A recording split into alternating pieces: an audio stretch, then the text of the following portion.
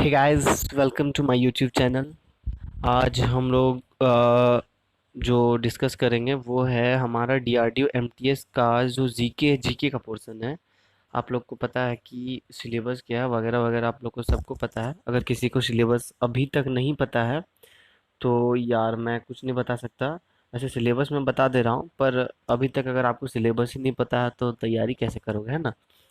तो चलिए हम लोग थोड़ा सा मैं बता देता हूँ कि आपकी जो डीआरडीओ एमटीएस की एग्ज़ाम होने वाली है उसमें आपकी 30 मार्क्स की जीके रहने वाली है।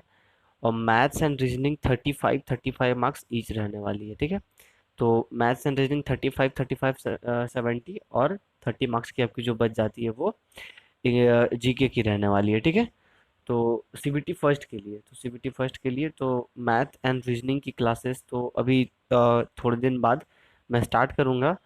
पर आज से मैं जीके की क्लास स्टार्ट किया हूँ और बहुत उम्मीद के साथ कि आपको अच्छा लगेगा। तो देखिए, स्टार्ट करते हैं हम लोग आज यहाँ से हिस्ट्री से। तो हिस्ट्री शुरू करते हैं हम लोग मगध साम्राज्य से। तो जैसे मगध साम्राज्य के संस्थापक जो थे वो बृहद्रथ थे, ये याद रखने का चीज़ है कि मगध साम्राज्य के संस्थापक जो थे वो बृहद्रथ थे। फिर मगध साम्राज्य में आता है हर्यक वंश, है ना। तो हर्यक वंश के संस्थापक थे बिंबिसार। कौन थे हर्यक वंश के संस्थापक? बिंबिसार। तो हर्यक वंश के संस्थापक बिंबिसार। तो ये अगर नहीं याद रहता है तो ऐसे याद रख सकते हैं, छोटा सा ट्रिक है कि बम से हार गया, है ना। बम से हार गया। तो बम मतलब क्या हो गया? बिंबिसार। वो थोड़ा सा दिमाग में रखना होगा। हार गया मतलब हर्यक वंश, यानी कि हर्यक वंश के संस्थापक बिंबिसार। बिंबिसार जो थे वो महात्मा बुद्ध के संरक्षक भी थे और मित्र भी थे। ये भी याद रखना फ्रेंड्स कि बिंबिसार जो थे महात्मा बुद्ध के संरक्षक एवं मित्र भी थे। और इनकी राजधानी जो थी वो थी राजगृह, जिसको ग्रीवरज भी बोला जाता था। ये याद रखिएगा, ये एग्जाम में आता है। तो बिंबिसार एक ऐसा शासक था जो मतलब कि अपने वैवाहिक संबंधों से अपनी स्थितियां मजबूत करता था।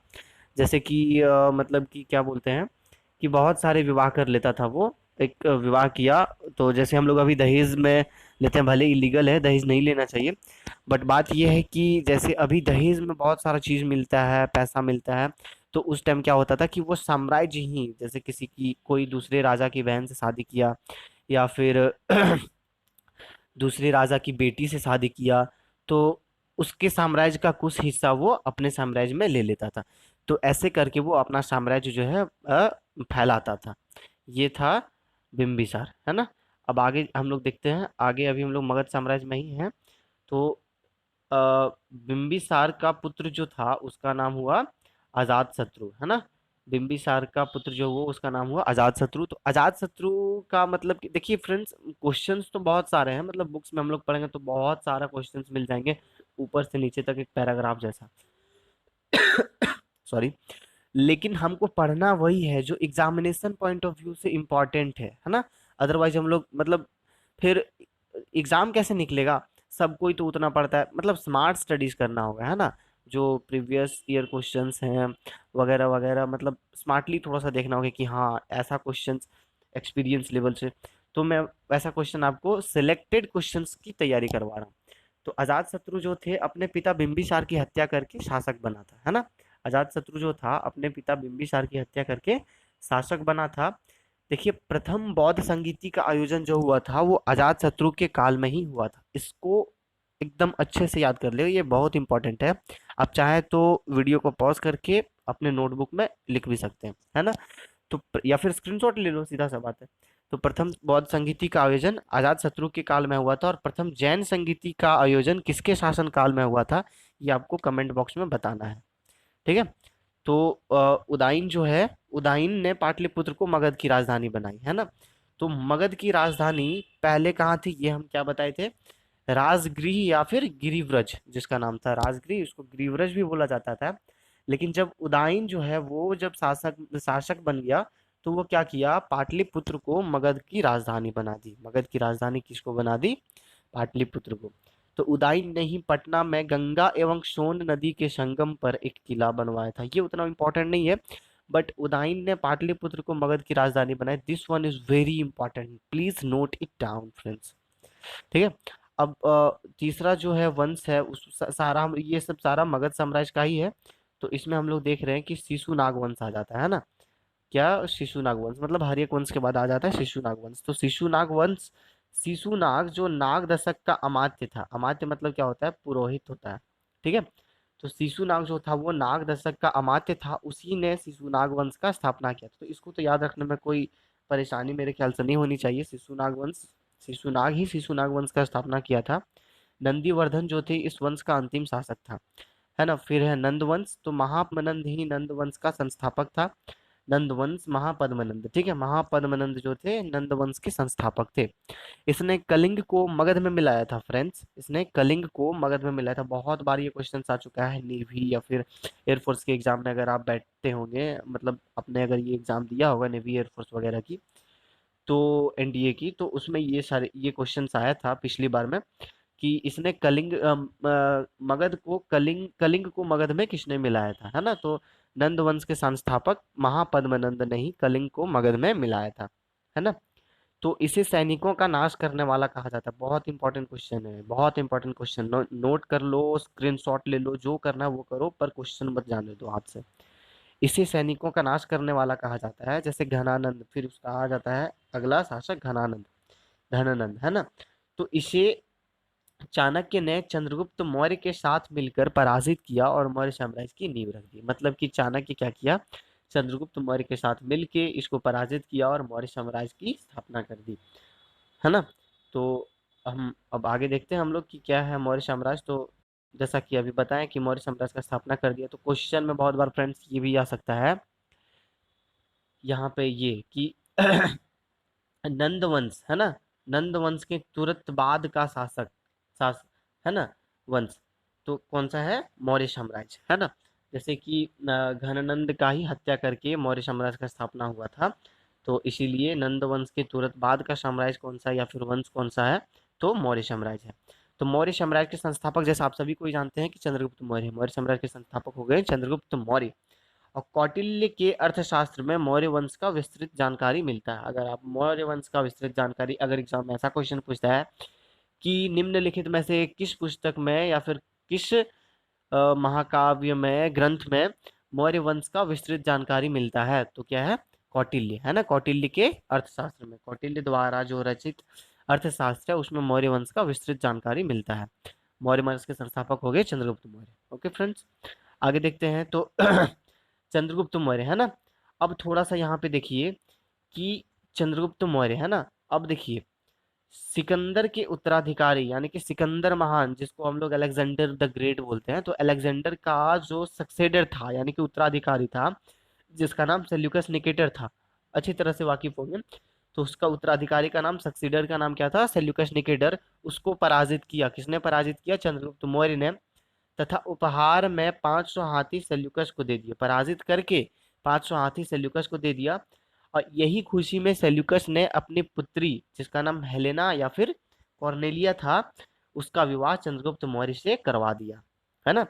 तो समझ में आ गया यहाँ पे। अब आगे देखते हैं कि सेल्यूकस निकेटर ने मेगास्थनीज को, अब अपनी पुत्री हेलेना या फिर कॉर्नेलिया का विवाह करवा दिया चंद्रगुप्त मौर्य से, सेल्यूकस निकेटर ने। तो सेल्यूकस निकेटर ने मेगास्थनीज को अपना राजदूत बनाकर चंद्रगुप्त मौर्य के दरबार में भेज दिया। ये बहुत बहुत जहर क्वेश्चन है, इसको एकदम स्क्रीनशॉट कर लो या फिर नोट कर लो, कुछ भी करना है करो, मतलब क्वेश्चन हाथ से नहीं जाने दो। सॉरी। तो हाँ, सेल्यूकस निकेटर ने मेगास्थनीज को अपना राजदूत बनाकर चंद्रगुप्त मौर्य के दरबार में भेजा था, जहां पर मेगास्थनीज ने इंडिका नामक पुस्तक की रचना की थी। एक बात याद रखना फ्रेंड्स, इसमें मतलब कि ये वाले सेशन में अभी जो हम पढ़ा रहे हैं, आप लोग को बता रहे हैं क्वेश्चन, ये सारे बहुत ही मेहनत करके सेलेक्टेड क्वेश्चन हैं। ऐसा नहीं कि कोई भी बुक से उठाया, छापा और वीडियो बना के यूट्यूब में, ऐसा नहीं है। इसमें बहुत मेहनत किया है मैंने, मतलब बहुत सेलेक्ट करके इसको वीडियो को डाल रहा हूँ। तो मेगास्थनीज ने इंडिका नामक पुस्तक की रचना की थी। यहाँ से तो दो क्वेश्चन बन गया कि सेल्यूकस निकेटर का राजदूत, है ना, कौन था जिसको चंद्रगुप्त मौर्य के दरबार में सेल्यूकस निकेटर ने भेजा था। तो कौन था फ्रेंड्स, मेगास्थनीज था, ठीक है। और मेगास्थनीज इंडिका नामक पुस्तक का रचना किया था, ठीक है। और मेगास्थनीज जो है चंद्रगुप्त मौर्य के दरबार में, ठीक है, 7 वर्ष तक रहा, और वहीं पे 7 वर्ष, उन्हीं 7 वर्षों में उन्होंने इंडिका नामक पुस्तक की रचना की। तो चंद्रगुप्त मौर्य के शासन काल में ही बहुत बहुत बहुत इंपॉर्टेंट, जैसे जो क्वेश्चन मैंने आप लोग को कमेंट करके बताने बोला था वो क्वेश्चन देखिए यहाँ पे आ गया है कि चंद्रगुप्त मौर्य के शासन काल में ही स्थूलभद्र के नेतृत्व में पाटलिपुत्र में प्रथम जैन संगीति का आयोजन हुआ। समझ में आ रहा फ्रेंड कि प्रथम अभी अभी अभी पहले थोड़ी देर पहले बताए थे कि प्रथम बौद्ध संगीति का आयोजन किसके शासन काल में हुआ था, तो प्रथम बौद्ध संगीति का शासन काल में हुआ था अजात शत्रु के शासन काल में, और प्रथम जैन संगीति का आयोजन किसके शासन काल में हो गया, चंद्रगुप्त मौर्य के शासन काल में। अपने अंतिम समय में चंद्रगुप्त मौर्य जैन सन्यासी भद्रबाहु से दीक्षा लेकर श्रवण बेलागोला चला गया।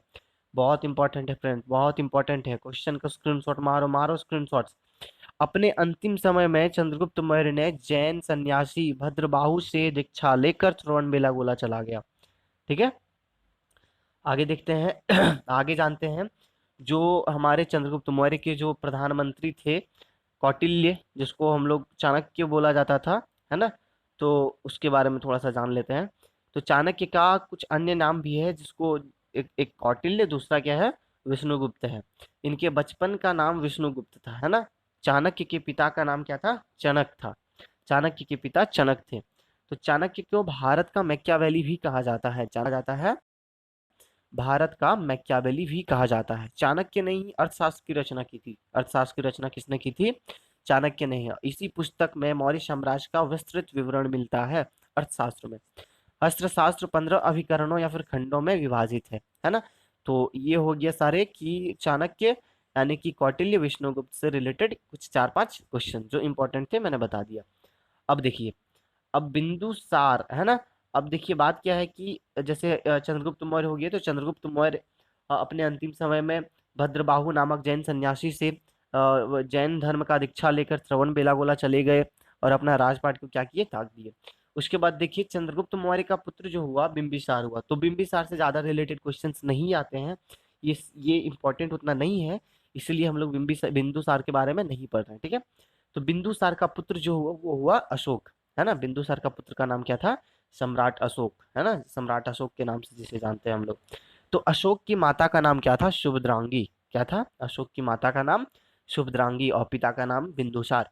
तो शासक बनने से पहले अशोक उज्जैन का गवर्नर था, है ना, बहुत अच्छा बात है। शासक बनने से पहले अशोक जो थे उज्जैन का गवर्नर थे। अशोक के पुत्र पुत्री जिन्हें अशोक ने बौद्ध धर्म का प्रचार करने के लिए श्रीलंका भेजा था। बहुत इंपॉर्टेंट क्वेश्चन फ्रेंड्स, बहुत इंपॉर्टेंट क्वेश्चन, मारो स्क्रीनशॉट। तो अशोक के पुत्र पुत्री जिन्हें अशोक ने बौद्ध धर्म का प्रचार करने श्रीलंका भेजा था, महेंद्र एवं संघमित्रा। कलहन के राजा तरंगिनी के अनुसार अशोक ने श्रीनगर की स्थापना की थी। नेक्स्ट क्वेश्चन क्या है कि कलहन के राजा तरंगिनी, यानी कि यहाँ पे देखिए क्वेश्चन में भी एक क्वेश्चन घुसा हुआ है कि राजा तरंगिनी के लेखक कौन है। तो राजा तरंगिनी के लेखक कौन है, कलहन है। ठीक है, तो कलहन के राजा तरंगिनी के अनुसार अशोक ने ही श्रीनगर की स्थापना की थी। राज्याभिषेक के 8 वर्ष बाद उसने कलिंग पर विजय प्राप्त किया था। राज्याभिषेक के कितने वर्ष बाद उसने कलिंग पर विजय प्राप्त किया, तो राज्याभिषेक के 8 वर्ष बाद उन्होंने कलिंग पर विजय प्राप्त किया। अंत में उसने बौद्ध धर्म की दीक्षा उपगुप्त से ली। बहुत इंपॉर्टेंट है फ्रेंड्स, बहुत इंपॉर्टेंट है। तो क्या हो गया यहाँ पे कि चंद्रगुप्त मौर्य जो थे वो अपने अंतिम समय में जैन धर्म का सन्यासी हो गए थे लेकिन सम्राट अशोक जो है वो अंत समय में उसने क्या किया, बौद्ध धर्म की दीक्षा किससे ली, उपगुप्त से ली। ये भी बहुत इंपॉर्टेंट है कि किससे ली। तो सम्राट अशोक ने बौद्ध धर्म की दीक्षा किससे ली थी, उपगुप्त से ली थी। ठीक है, और मौर्य साम्राज्य का अंतिम शासक जो था वो कौन था, बृहद्रथ था। मौर्य साम्राज्य के अंतिम शासक कौन थे, बृहद्रथ। आगे देखते हैं थोड़ा सा फ्रेंड्स हम लोग। अब देखिए शुंग वंश आ जाता है। कौन सा वंश आ जाता है, शुंग वंश आ जाता है कि मौर्य साम्राज्य के अंतिम शासक बृहद्रथ की हत्या करके, हाँ, तो मौर्य साम्राज्य का जो अंतिम शासक बृहद्रथ था वो मतलब कि बहुत कमजोर था, मानसिक रूप से भी कमजोर था और इकोनॉमिकली कमजोर हो गया था। ठीक है, तो मौर्य वंश के अंतिम शासक बृहद्रथ की हत्या कर दी किसने, पुष्यमित्र शुंग ने। ठीक है, और मगध में किस वंश की स्थापना कर दिया, शुंग वंश का स्थापना कर दिया। पुष्यमित्र शुंग ने 2 अश्वमेध यज्ञ करवाए थे, है ना। पुष्यमित्र शुंग से 2 रिलेटेड क्वेश्चन है, मतलब शुंग वंश से। तो आप यहाँ पे देख सकते हो कि शुंग वंश की स्थापना किसने की, पुष्यमित्र शुंग ने, और दूसरा है कि पुष्यमित्र शुंग ने 2 अश्वमेध यज्ञ करवाए थे, 2-2 अश्वमेध यज्ञ।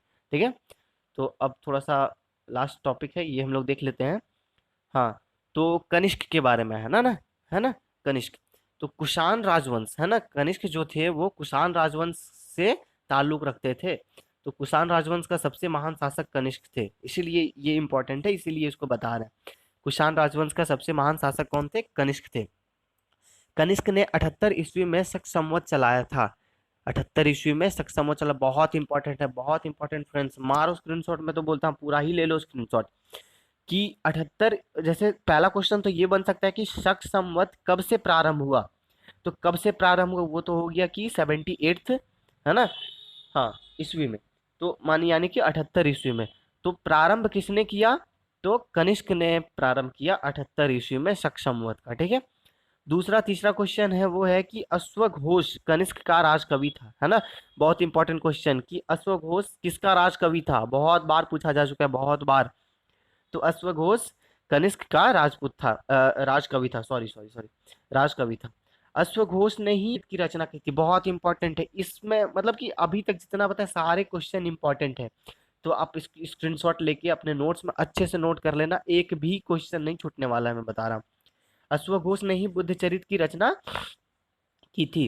कनिष्क के राजवैद्य चरक थे, है ना, हाँ, चरक, चरक का नाम हम लोग सुनते हैं, है ना, चरक संहिता, है ना। तो चरक संहिता के लेखक कौन थे? चरक ही थे, जो कनिष्क के राजवैद्य थे, चरक। कनिष्क की शासन काल में ही कला की दो स्वतंत्र शैलियों का विकास हुआ, गांधार शैली और मथुरा कला से। फ्रेंड, मतलब मुझे ऐसा क्या लग रहा है ना कि क्या बोल दूं को कि आप लोग को लगे थोड़ा कि हाँ बहुत इंपॉर्टेंट क्वेश्चन है फ्रेंड्स, बहुत इंपॉर्टेंट क्वेश्चन है ये, मतलब कि हर एक एग्जाम के लिए बहुत इंपॉर्टेंट क्वेश्चन है। तो ये क्वेश्चन ऐसा पूछा जाता है कि कला की मथुरा कला शैली, है ना, मथुरा कला शैली किसके शासन काल में सर्वाधिक विकास हुआ, है ना। तो क्वेश्चन यहाँ पे है, कनिष्क की शासन काल में ही कला की दो स्वतंत्र शैलियों का विकास हुआ, गांधार शैली और मथुरा कला शैली। बस समझ में आ रहा है। और भारत का आइंस्टाइन कहा जाता है किसको? नागार्जुन। और नागार्जुन जो थे वो कनिष्क के शासन काल में ही रहते थे। बस समझ में आया। तो कैसा लगा वीडियो, कमेंट करके जरूर बताइएगा। आप लोगों को कोई कोई मतलब जीके में, जीके से हट के करंट अफेयर्स की, डेली करंट अफेयर्स की वीडियो चाहिए, अगर टॉप करंट अफेयर्स की, तो आप कमेंट करके हमें बता सकते हैं। दिस इज, मतलब ये मेरा फर्स्ट वीडियो है, तो होप करता हूँ कि अच्छा ही होगा। अगर कोई कमी रह गई होगी तो उसके लिए माफ़ी चाहता हूँ। और आप लोग कमेंट सेक्शन में ज़रूर जाके बताएं कि क्या कमी है, नहीं है, ठीक है, ताकि मैं अगला वीडियो जब बनाऊं तो उसको अच्छे से कर सकूं। आ, वीडियो अच्छा लगा होगा तो ज़रूर सब्सक्राइब कीजिएगा, नहीं लगा होगा तो नहीं कीजिएगा, ठीक है। अच्छा लगा होगा तो लाइक और शेयर भी कर दीजिएगा अपने दोस्तों के साथ। थैंक यू, जय हिंद, जय भारत।